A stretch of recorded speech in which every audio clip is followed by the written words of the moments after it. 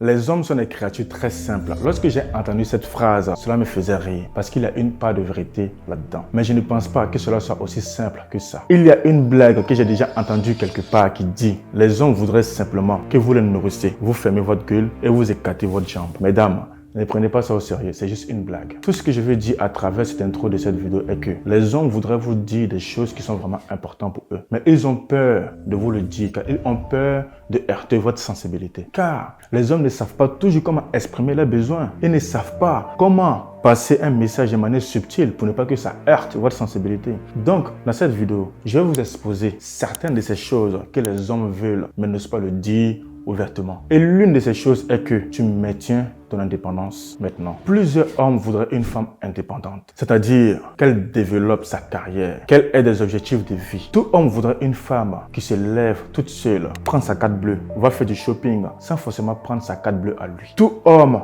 respectera une femme qui est stable financièrement et émotionnellement. Mais quand toutes les actions que tu dois mener dans ta propre vie dépendent de lui, à un moment donné, ça commence à peser sur lui. Et avec le temps, la relation peut basculer. Ce que je veux dire spécifiquement est que un homme voudrait que tu maintiens ton indépendance. Un homme qui est en bonne santé et qui t'aime vraiment voudrait que tu prennes des décisions importantes pour ta vie afin que vous avancez ensemble. J'ai une amie qui a dit littéralement qu'elle ne peut pas s'amuser sans son mari. À chaque fois que son mari quittait la maison, elle envoyait des SMS, elle l'appelait tout le temps. Elle était collante d'une manière très malsaine. Je pense qu'elle n'avait jamais appris à être seule. C'est pourquoi il est si important de comprendre l'équilibre entre toi et lui. Tu as beau être la femme de sa vie, mais si tu dépends trop de cette personne, un jour, cette personne partira. Car si tu n'arrives pas à être à l'aise seul, à un moment donné, tu deviens une béquille pour lui et c'est pesant. Mesdames, sincèrement, aimez-vous un homme qui est coulant avec vous 24 heures sur 24. À un moment donné, c'est pesant, c'est fatigant. C'est aussi pareil pour les hommes. Imagine un homme qui vient tendre la main à sa femme et dit « J'ai vu un pantalon sur Zalando. Peux-tu me passer ta carte pour que je l'achète ?»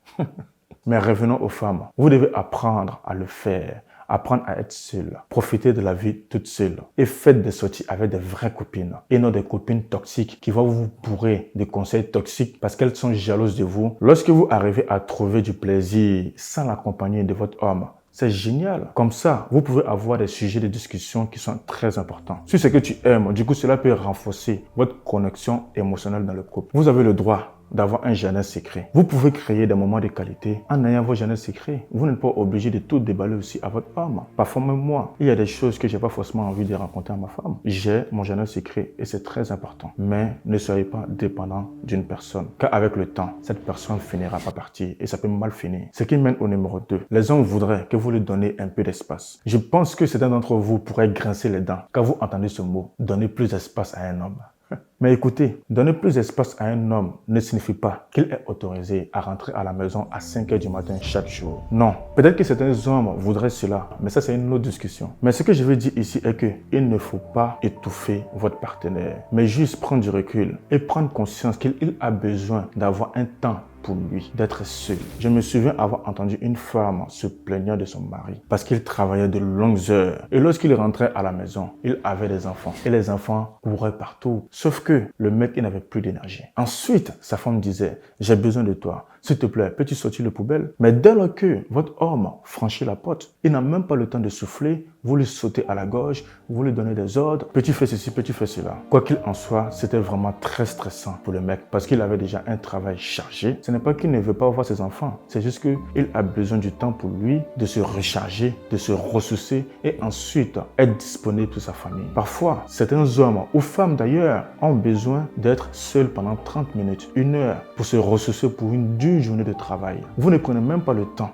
de lui poser la question comment sa journée s'est passée, connaître son état émotionnel avant de lui donner les ordres. Donc mesdames, je vous invite à prendre du temps, à laisser votre homme de souffler un peu. Parfois, les hommes voudraient plus d'espace, mais ils ne veulent pas que vous le preniez mal. Car honnêtement, quand ils disent à une femme, je veux plus d'espace, elles le prennent vraiment très mal. Elle se pose des questions. Est-ce que cet homme, il m'aime encore? Peut-être qu'il a une autre copine. Elle se pose tellement de questions que cela devient très toxique. Mais le truc est que ce n'est pas qu'il ne t'aime pas. C'est juste qu'il a besoin de souffler, d'être dans l'énergie avant d'être présent pour vous. On a tous besoin d'un moment de tranquillité. Cela n'a rien à voir avec le fait que tu sois un problème. Donc tout le monde a besoin d'un moment de solitude pour juste respirer. J'adore cette phrase du philosophe Daniel Gilbert qui dit que le bonheur, ce n'est pas de faire toujours la variation, c'est-à-dire faire des choses différentes. C'est parfois se priver des choses qu'on fait déjà pendant quelque temps et ensuite le faire. Je vous donne un exemple. Les personnes qui jeûnent, ils font une journée, 2 journées sans manger. Et ensuite, lorsqu'ils commencent à manger, ils apprécient la nourriture. Ils sont dans la gratitude parce qu'ils savourent la nourriture. Donc parfois, ça sert à rien de faire des millions de trucs pour se procurer du bonheur, mais de supprimer ce qu'on fait déjà et ensuite le refaire. C'est là on prend goût aux petites choses et on se dit, on n'a pas besoin d'avoir des millions de choses pour être heureux. Si vous êtes trop ensemble, créez un détachement pendant quelques temps et ensuite réunissez-vous. Vous verrez comment votre connexion sera intense. Je vous donne un autre exemple. S'il y a longtemps, tu n'as pas fait l'amour avec ta partenaire, le jour où vous passez à l'acte, il y a la magie qui opère. Vous sentez de l'intensité. Cette connexion est incroyable. Donc, privez-vous un moment, créez le manque et ensuite savourez au lieu de chercher à faire des variations partout ou à faire d'autres activités. Peut-être qui ne marchera pas d'ailleurs. N'oubliez surtout pas, votre homme vous aime, votre femme vous aime. Prenez-en soin et surtout, donnez de l'espace à l'autre afin que vous vous retrouvez dans de bonnes conditions. Merci d'avoir regardé cette vidéo. Vous connaissez la chanson. Abonnez-vous, mettez un pouce bleu, activez la notification pour être informé des nouvelles vidéos qui vont apparaître sur cette chaîne. Prenez soin de vous. Je vous dis à très vite pour une nouvelle vidéo.